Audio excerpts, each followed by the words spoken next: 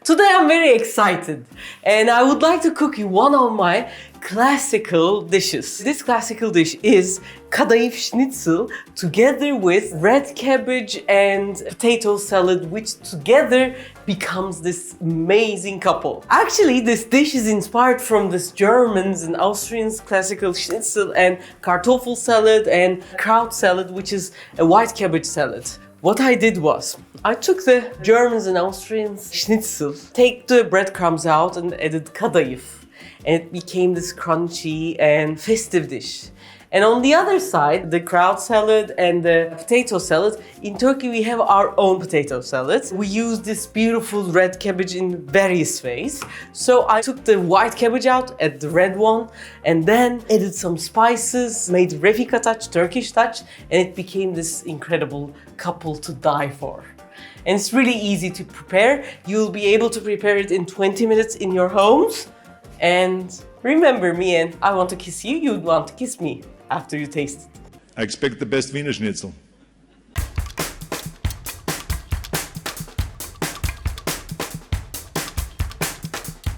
As I said, because I want you guys to make this in about 20 minutes, I have some shortcuts too. Here I have 3 potatoes and this is the 4th one. What I'm doing as a shortcut is, instead of peeling or cooking the potato as a whole, which will take a longer time, I just clean the outside with a scrub.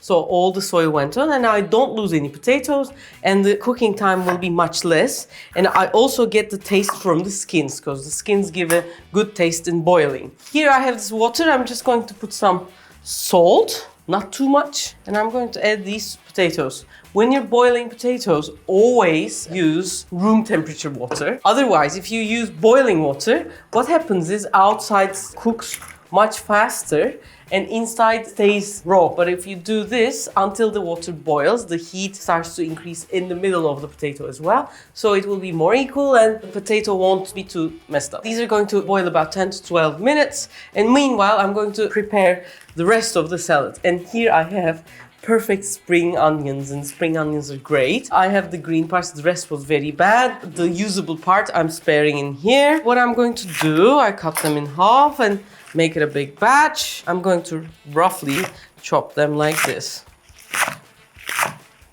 The white parts, they could be a little finer in here, the thicker parts. And the second one is the red cabbage. I find that especially in Europe, it's not used very often, but it's incredible. The color, as you know, we have to eat the rainbow. As much colors we eat, it's better. So red cabbage, can always treat it as the white cabbage. Whatever you do with it, you can also do with the red one. The only thing when you boil it, this purple thing gives the water which color? Do you know? Blue. Yes, blue. Inside is like this beautiful Munch painting. I'm not making it very fine because I like the crunchiness together with the mushy potato, like 1/2 centimeter thick. And what I'm going to do, this is the messy part. When you eat this like this, and it's crunchy but too much crunchy. And plus, because the surface area is like kind of sealed, it doesn't get the nice juices like the olive oil, the herbs in. I'm going to add a bit of salt and rub it. What this will do, it will damage some of the surface cells, and this way the sauce that I'm going to make will be able to get into the cabbage, and this way it will taste less like the bad side of the cabbagey cabbage. It will be a great base and a great texture, which enhances the flavors that you add. The thick parts, don't throw these away, but finely chop them. These are all good. It kind of gives a little color to your hands. If you're afraid of that, just after you do it, have a little bit of lemon and salt and rub your hands with that lemon and salt, it will go away. Now, we're going to make this ultimate potato salad sauce, and for that, I have here my own olive oil made by this amazing person. I believe it's one of the best olive oils in the whole world. I'm going to use a lot because after the potatoes get out of the hammam, their pores are going to be open and they want to suck this flavor, and the flavor will be sucked with this beautiful olive oil together with some other sauces, and which is, first of all, 2 tablespoons of white wine vinegar. If you don't want to use white wine vinegar, white grape vinegar would be great. The other vinegars, rice vinegar and so on, you can also use those, but it's really good with white wine. 2 tablespoons of mustard with mustard seeds and 1 tablespoon of classic mustard. So 3 tablespoons of mustard actually. That's the game changer one. Together with some herbs, which are a heaped teaspoon of salt, heaped teaspoon of red pepper, heaped teaspoon of coarsely crushed black pepper. If you crush your own black pepper, so many gadgets are starting to grind herbs. It's great, the taste is much better and you use less black pepper and get a lot of taste. You can even use a mortar, no? Yes, you can even use them, pestle mortar. Havan in Turkish. And also a teaspoon of, this could be a little more than the teaspoon of, red cayenne pepper. I have a confession to make. Yes. This sauce goes well with whatever you put in it. Yes, you can eat your hands with it. Yes. We have this Turkish saying. I'm not going to mix it so much because I like the different flavor. I've just coarsely mixed it, let's say. I'm not sure, maybe that's wrong English, but like this, so it's ready. Let me check my potatoes. Now, the potatoes are boiling. It took some time to boil, but after that it's 6.5 minutes. I'm going to drain these potatoes. I'm using a bigger colander. Why? Because I don't want to crowd the potatoes. For the excess water, I want to use it later on. I don't want to throw it away. We're saving everything we can. I like to make the simile that they are like in a hammam, the pores are open. Now they're going to meet with the sauce. I didn't add the greens because this heat will kill some of their fresh flavors and the crunchiness. What I'm going to do, without harming them, just mix it. I'm not going to mix it too much because it's very soft and I'm going to damage them if I do more. In here it's going to cool down a bit, then I'm going to add all the greens. Meanwhile, when it's cooling, I'm going to prepare the schnitzel here. As the meat of the schnitzel, I'm going to use tenderloin. But you can of course use entrecôte, you can use chicken, any kind of meat that you enjoy would do. Because it's going to be very thin, more muscly cut, like round would even do. But I had tenderloins, so I'm going to use those. I have 4 pieces already cut. And here I have this plastic bag. This plastic bag I use not just once, but usually several times. It's like a refrigerator bag, we call it in Turkey. But you can use other stuff. I just cut the bottom side like this. And now it's this circle, like that. What I'm going to do from one side where there is this joining point, I'm going to cut from that, like this.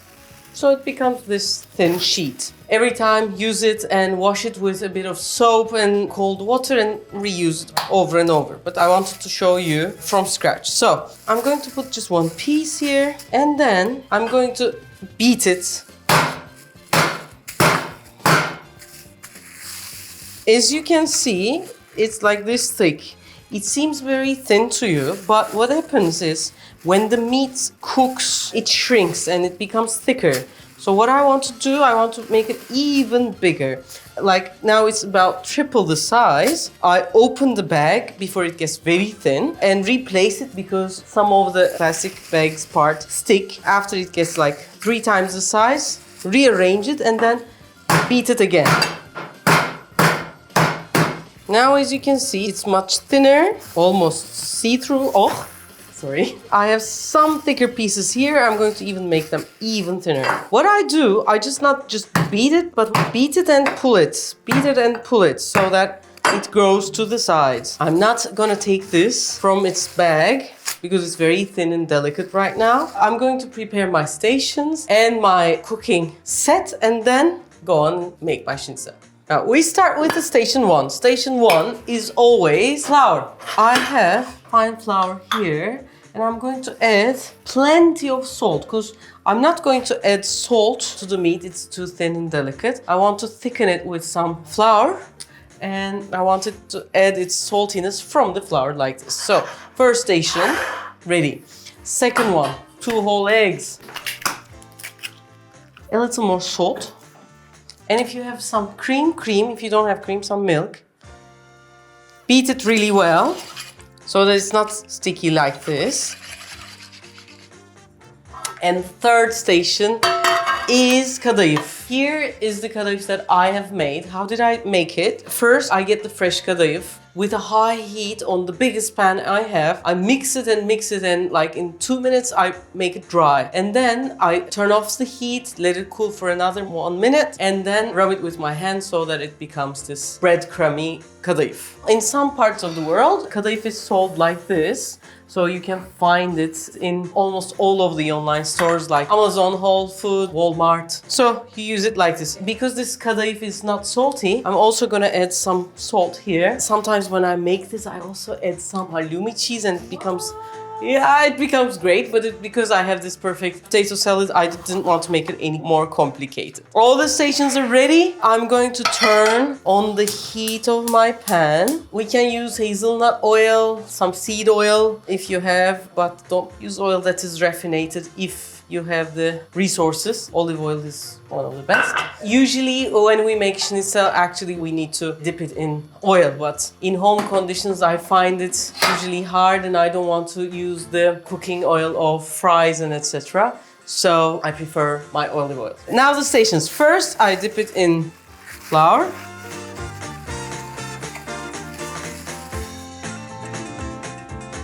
Pat the excess, then to the eggs. Then the kadayıf. And here we go. Now, the second round starts. Now I'm going to beat my meat with this, but if you don't have such a thing, you can always use the back of a heavy pan and it will work.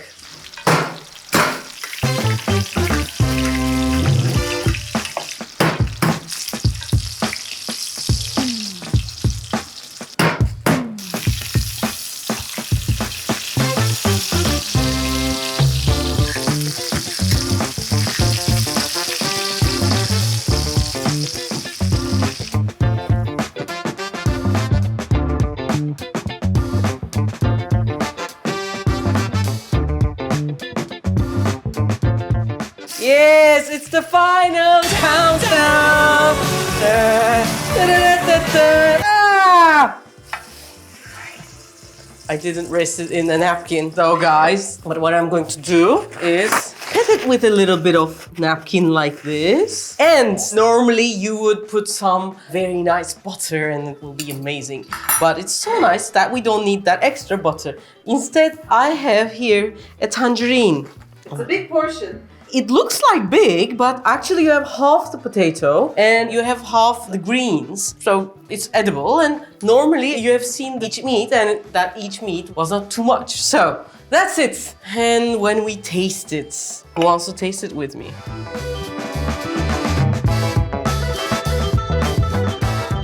İnan.